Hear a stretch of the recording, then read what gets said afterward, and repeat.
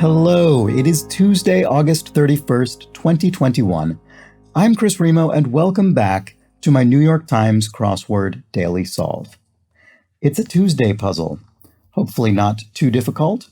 Yesterday seemed as though it was maybe a tougher than usual Monday for some, which I don't think surprises me, having solved it myself. Certainly some more unusual knowledge may be required for that one.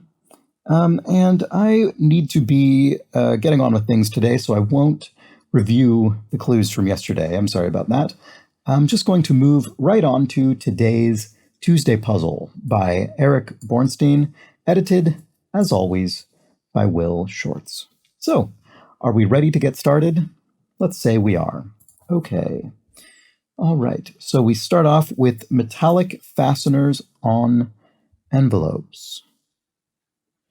Oh, what are those? I don't know. I was thinking brads, but that obviously isn't long enough for this. The Office Network, well, presumably this is the American version of The Office, in which case it would be NBC, I think. 10 is a decorative container.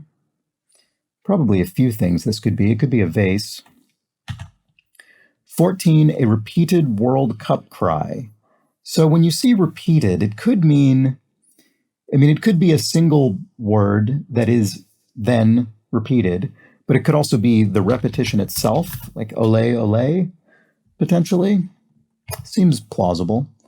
15 is a constitutional measure passed in 72, but never ratified. Here we have some more American knowledge. I think this is probably the Equal Rights Amendment, the ERA. So taking a different attitude to this puzzle, in the interest of time, I'm going ahead and entering in my guesses at the American knowledge as opposed to leaving them for the crosses. Here we have the brother of Cain. Biblical brother of Cain would be Abel, Cain and Abel. 17, Vestal Virgin, e.g. What is this getting at? The Vestal Virgins kept the eternal flame alive, right? That was their role. So I'm not sure what this is actually getting at. Maybe let's check the crosses. Competitor of Ajax and Bon Ami. What are these? They're detergents, maybe? Something like that? Comet? This is probably going to be a tricky puzzle for some as well, I suspect. A grassy South American plain. Oh, is it Llano, I think? Llano? I'm not sure how to pronounce that. Apologies. So, the metal fasteners on envelopes. Maybe it's simply clasps. I was looking for something more specific than that, I suppose.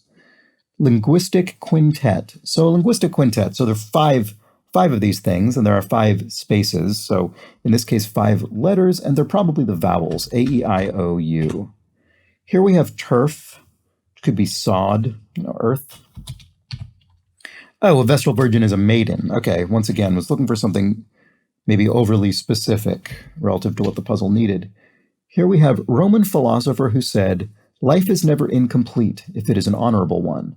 At whatever point you leave life, if you leave it in the right way, it is whole." I suspect that is Seneca. And here we have an overabundance, plenty. Why am I not seeing the correct form of this? I'm sorry. Leans. Here we have a cut above, cold and enlivening as a wind, pink slip. So pink slip could be can. This is another, I think, bit of American cultural knowledge. A pink slip, I don't think this exists anymore, but it's the thing you would give an employee when they're being let go and being made redundant. In the UK, the equivalent idiom would be a P45, which actually is still in use. Cold and enlivening as a wind, so that would be brisk probably. And then what was this? A cut above. And then we've got a question mark there. So something punny. A cut above. Here we have a good snack for a pilot with a question mark. Wing something? Oh, if that's wing, then this would be W, and a cut above could be a new do. a new hairdo. A good snack for a gangster. Oh, so we see what the theme's starting to emerge here. We've got a good snack for a pilot, a good snack for a gangster. I bet this will be a good snack. Yes, a good snack for a flea market dealer, an arsonist, and an optometrist. So that'll be fun to see that come together. All right, so a good snack for a pilot. Could this be Wing? Fox series about musical high schoolers. Not sure right offhand. Go poof. Border. Border could be a butt. In other words, to sort of butt up against something. Brother of Cain. Oh, that's interesting. So here we had Brother of Cain, and then here we have Brother of Cain. Is there a third brother, or is this referring to something else? Brother of Cain. I'm actually not sure what that's getting at. I suppose I lucked out then with this one being Abel, which it probably is because of a but, because there clearly could have been a different clue that would have gone in here. That anyway, what else is new? This here, and then here we have a decorative container. Maybe it is a vase. To go poof, to vanish. You know, if a magician makes something vanish and go poof. Oh, I see. Good snack for a pilot is wing nuts. Okay. So I guess it doesn't, I was thinking it actually had to be a real name of a snack, but I don't think it does, unless there's a branded snack food called wing nuts, but I don't think there is. It's just that wing nut is an existing concept, and nuts is a food, and wing is associated with airplanes. So that's, oh, Seth, I guess, must be the brother of Cain. Sorry. Thin and graceful is lithe. Fox series about musical high schoolers must be Glee, like a Glee club, singing sort of group. All right, so now we understand the theme a bit better, I think. Good snack for a gangster. Tough cookies. So the gangster is tough, eats cookies, and tough cookies is an existing phrase. So, oh, sorry, an overabundance is a plethora. And here we have leans so it's not leans in a physical sense. It's leaning as in tending towards something. Tends. All wrong, all wrong. So we have a bit of repetition in the clue. We have the word wrong repeated, and there's sort of a sense of frustration being conveyed. So perhaps the fill is no, no, no. Here we have money to tide one over, a loan, pretty straightforward. Act your age, in other words, behave is what people usually mean when they say to act your age. Rated 1 out of 4 stars as a Sudoku. Easy, I suppose. Didn't know Sudoku was rated on a 4-star system. Maybe it's not. Maybe they're just using Sudoku as an example of something that can be on a sliding scale of difficulty. Bigwigs are VIPs, very important persons. Yard sale caveat would be as is. Caveat emptor, buyer beware. This is sold as is. Here we have like the comment, oh no you didn't say. That is a very sassy thing to say. Run up as expenses. If you run up expenses, you are incurring expenses. You incur them. And a sound of drinking would be a glug. Here we have Elizabeth Warren by birth.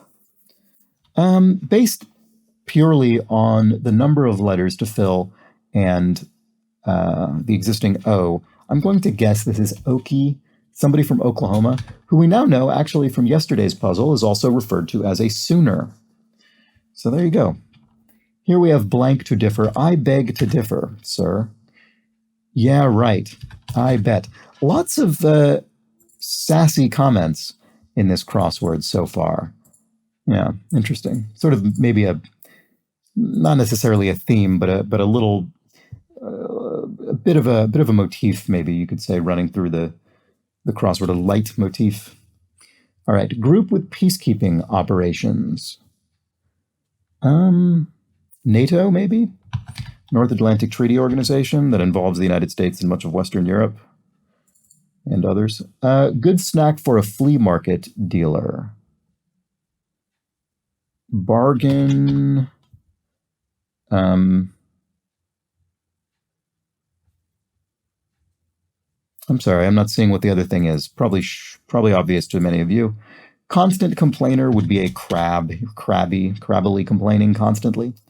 A Caribbean island northeast of Trinidad and Tobago.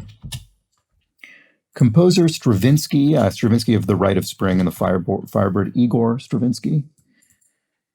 A horned farm animal, a goat, I suppose. A sportage maker, this would be an automaker. Often maker is an automaker when there's a word that could plausibly be sort of a model name. Obviously not always automaker, but often it is. So just something to consider. It would be Kia, the Korean automaker, I think. Okay, let's see. Oh, I see what this is. I was looking for bargain. I was looking for a word to follow bargain. What I should have looked for is a word to follow bargaining chips. Is what that is. Here we have a summer helper say, well, you might have a summer internship. And a delivery option. I don't know. CS, what is that? Quaint listen. So listen quaintly might be hark. At any point, in other words, ever, at all, under any circumstances. Big safes. So this refers physically to a large safe in which things are stored safely. Vaults. Okay, let's see. Keep going. Here we have Murphy of Dreamgirls and Trading Places. That would be Eddie Murphy, the great comedic actor. And then here we have 70 across, you there. Hey. So yeah, we're absolutely chock full of exclamations in this puzzle. Hey, I bet. What else did we have? I beg to differ, sort of. Anyway, there were a few. Fancy car maneuver that might leave skid marks. Right, that's a donut. When a car does donuts and the back wheels form a circular pattern with the rubber being rubbed off the wheels. With false shyness, that might be coyly. Yeah, and I suppose coyly does have a bit of a connotation of falseness. In other words, you're putting it on a bit. It's intentional rather than inadvertent. To not feel so good is to ail, to be ill. I don't think so. So here we have another exclamation. I assume this is ha, ha. I don't think so. Well, maybe not. This doesn't look quite right. Does it? Good snack for an optometrist. Oh, I see. I don't think so. Sorry. Yeah, I was thinking. I should have shared my thought process more. I was thinking ha seemed too aggressive for I don't think so. For this to be ha, you'd probably want an exclamation point after I don't think so, which has more of a I don't know, an aggressive implication. I don't think so. A bit condescending. Whereas this is maybe saying, I don't think so. There isn't an exclamation point. It's a bit more neutral. So maybe nah. And then eye candy would be a good snack for an optometrist. Self-explanatory. Here we have blank monster. And with that G and A, I assume it's Gila monster. G-I-L-A. It's a lizard of some sort. And here we have good snack for an arsonist. That could be fire as in arson and then firecrackers. The U.S.'s largest alliance of trade unions. This has come up actually twice in the last few weeks. And I think in one case, the answer maybe was AFL, and in the other case, the answer was CIO. In this case, it's both. The AFL-CIO, a merger of unions that happened maybe in the 50s, I think, and two major unions that combined to be the U.S.'s largest union alliance. Here we have Riley humorous, droll, very droll, dry humor. Prefix with John or God. Demi? What is a demi-John? I actually don't know that. Let's check here. Second largest Hawaiian island. Presumably this is Maui. And egg in French, oeuf. I think often pronounced in French without the F, but in English is the source of love. Zero in tennis because it would be represented in French by the egg, which is a common idiom in English as well, goose egg meaning zero. And the French would say l'œuf, L apostrophe for the definite article, the egg. And that was corrupted into love in English. Here we have blank Reynolds, certainly couldn't be anything other than Ryan Reynolds based on this cross. And here we have data, which is info, and so that confirms this is demigod or demi-John. We'll have to look that up, I'm not sure. Oh, I see, delivery option is a C section. I'm sorry if that was apparent to you when I was confused about the CS. I was often on these early week puzzles, I don't delve too deeply into the different senses of a word that could be present in the clue, because often the Monday and Tuesday puzzles are on the more straightforward side. So that's the thing about a Monday, Tuesday puzzle. You might not know the bit of knowledge might be foreign to you. You might not know that The Office in the United States aired on NBC, for instance. You might not know that Comet is a competitor brand, but the clues, generally speaking, will be on the more straightforward side. Whereas on a more difficult day, you might not know the knowledge, but you also might have no idea even which of several senses the clue could be getting at. Whereas generally speaking, they're more straightforward these days. And so I just I improperly didn't consider the other options for delivery. And in this case, it means delivering a child, giving birth, a cesarean section. All right, let's move on. You'd probably RSVP to it online. We see that it's some sort of abbreviation because we've got RSVP abbreviated, and this would be an Evite, I guess. One of the dreaded E words, my bane, the E words. Although, to be fair to Eric Bornstein and Will Shorts, Evite is, I think, an actual brand name online. I think Evite is a specific website as opposed to a fully genericized term. So it is a real thing that exists. So fair enough. Here we have a die holder. Could it be a vat? Let's look elsewhere. Sexual appetite would be libido. To keep musical time in a way. Could be to toe tap. Tap your toes to keep time. Toe tapping time. Mocking smiles. So this is, I think, a very fitting final answer in this final clue in this grid, because we had a lot of sneering, I think, going on in this puzzle, or maybe not a lot, but a bit. We had a bit of sneering going on in this puzzle with some of our exclamations. Here we have a speeder catcher. Police officer might use radar to identify a speeder. Oh, and then here we have pulls over as a speeder stops the speeder. So yeah, some nice echoing going on in this crossword. We have a speeder catcher and pulls over as a speeder. We had brother of Cain and brother of Cain. I think there might have been one or two other examples. And anyway, that stops. And that finishes off the Tuesday puzzle. So yes, a nice little theme there, a pretty straightforward theme, nothing too difficult.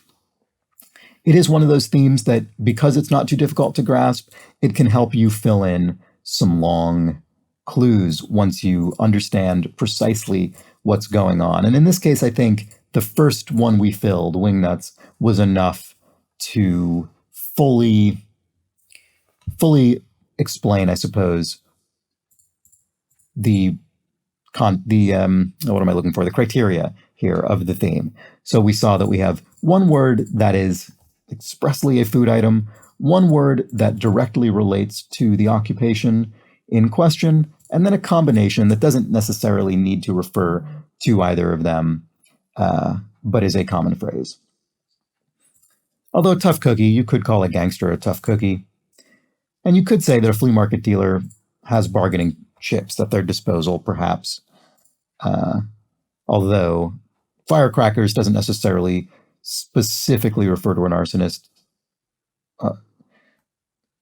I don't know, there's sort of accidental arson maybe more often with firecrackers. Wingnuts doesn't really refer necessarily to a pilot. Eye candy doesn't necessarily refer specifically to an optometrist. So it really is the individual components of the theme that are the issue here. Anyway, some more, I would say, American cultural context required for this puzzle. I actually checked the stats yesterday after that puzzle, and it looks like about half of the audience of this series is from the United States, and then about another 25%, another quarter, is from other English-speaking countries. So the United Kingdom, Canada, Ireland, New Zealand, Australia.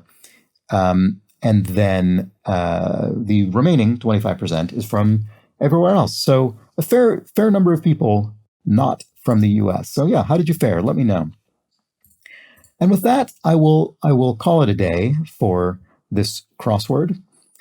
And if you enjoyed it, if you enjoyed this video, why not subscribe to the channel so you see these videos going up each morning? And perhaps you know somebody who might, maybe they solved the crossword, maybe you think they might like to solve the crossword, and this might be a fitting, I don't know, introduction to it, or a helpful guide, perhaps. Let them know. Who knows? Maybe they'll like it. And if you do particularly like this series and you would like to become invested in its ongoing sustainability, why not toss me a couple of quid or a few bucks through my coffee donation page, which is linked in the description underneath each video. Thank you so much to everybody who has done so, especially those of you who have chosen to donate on a recurring monthly basis, which is something that is offered. That's incredibly helpful for me in terms of sort of seeing a path to sustainability for all of this in terms of the time that I spend on it each day. So in any case, whether or not you've done that, thank you so much for watching. I do hope you have an excellent rest of your Tuesday, and I also hope to see you again tomorrow for the Wednesday edition of the Daily Solve. With that, take care.